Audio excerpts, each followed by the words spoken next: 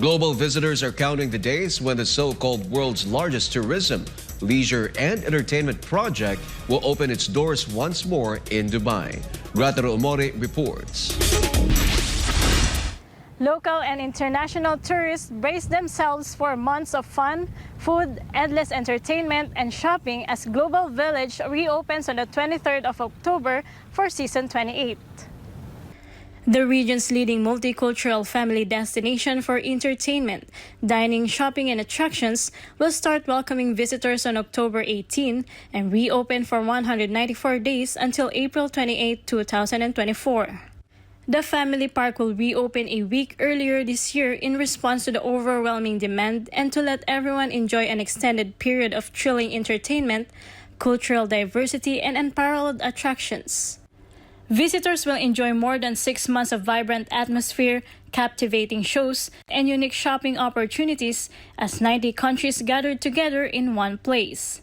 The Global Village started as a small project in 1996 and received more than 9 million visitors in its last edition. Organizers promised to provide local and international guests with even bigger and better surprises. Weeks before its scheduled reopening, Global Village recently won an international award for health and safety management for the second consecutive year. The entertainment park beat nearly 2,000 participants competing for the said recognition. Reporting from Dubai, this has been Grateru Omori, SMNA News, United Arab Emirates. Saudi Arabia and Iran have warmly received the ambassadors of their respective countries months after the former rivals ended years of diplomatic tensions. Melchizedek Cadiz has the details. Assalamu alaikum. Iran and Saudi Arabia take the restoration of their diplomatic ties to the next level through the resumption of diplomatic missions and the recent exchange of ambassadors.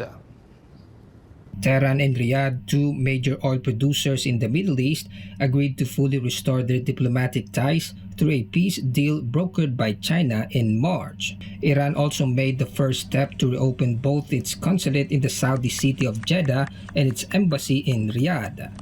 Tensions between the two countries can be traced back to 1979, although the recent breakdown took place in 2016 when protesters attacked Saudi diplomatic missions in Tehran after the execution of Shiite cleric, which urged Riyadh to sever diplomatic ties.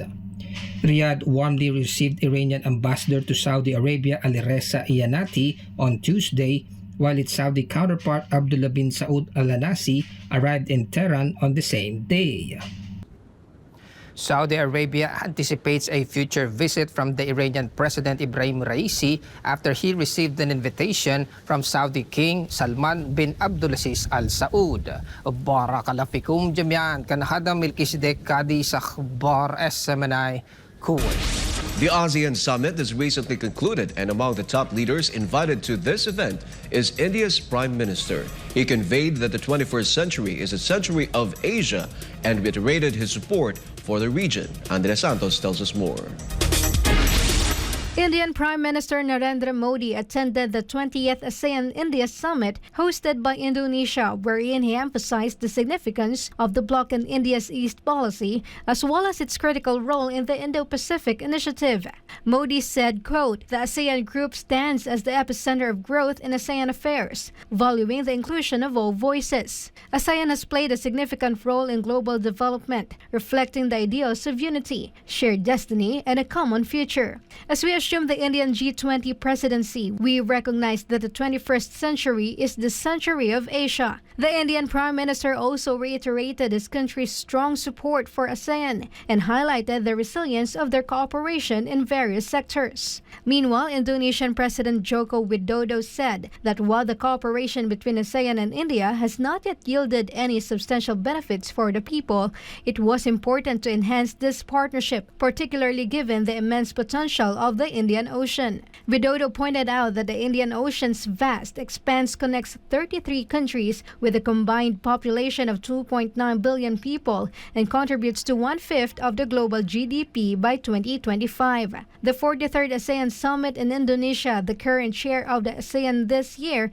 includes leaders from Southeast Asian countries as well as non-ASEAN partners, which took place from September 5 to 7. Reporting, this is Andrea Santos, SMNI News. In the news, the Philippines and Vietnam are eyeing a 5-year rice cooperation deal that would ensure food security in the country. MJ Mondiha reports from Jakarta, Indonesia. Haba po kami ay nasa Jakarta, ay walang tigil po ang aming pagtutok sa sitwasyon na ngayon na ating hinaharap tungkol sa bigas. This is the issue that the president was grappling before attending the 43rd ASEAN Summit in Jakarta, the high cost of rice due to uncertain supply. Upon returning from the summit, the supply of rice was immediately on his agenda. Vietnamese Prime Minister Pham Minh Chinh and President Marcos held a bilateral meeting on the sidelines of the ASEAN Summit as both countries are close to finalizing a rice trade cooperation deal that would ensure rice imports from Vietnam for 5 years. We look forward to having stable framework of cooperation of rice trade for a long period of at least 5 years.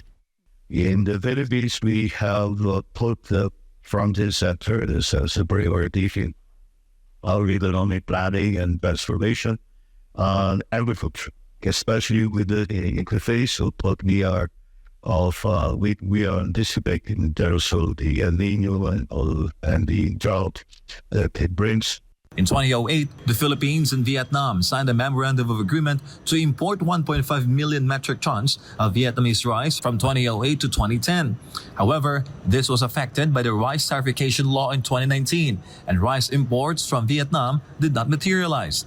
Vietnam is one of the top rice-producing countries globally, with 4.84 million metric tons of rice exports from January to July of this year, valued at $2.58 billion. In the first 5 months of this year, the Philippines imported nearly 1.5 million metric tons of rice from Vietnam, accounting for almost half of Vietnam's rice exports during that period. Once the multi-year deal is finalized, the government expects rice prices in the country to stabilize. The president also had a message for the Prime Minister of Vietnam. We hope that we can find an agreement so that there will be an exchange in terms of all of that. In addition to the rice deal, Vietnam and the Philippines are also finalizing agreements on maritime cooperation and the both welfare of fishermen from both countries. Apart from Vietnam, President Marcos also discussed rice during a bilateral meeting with Cambodia's Prime Minister. This month, the private sector imported 2,500 metric tons of Cambodian rice into the country. My administration will continue to ensure that our constructive engagements with ASEAN, our dialogue partners, and stakeholders serve our national interests and the well-being of the Filipino people. President Marcos has once said that he will lift immediately the price cap in rice supply once the supply normalizes. For Ganamabulog, Philippines, I'm Jem Ondihar, SMNI News.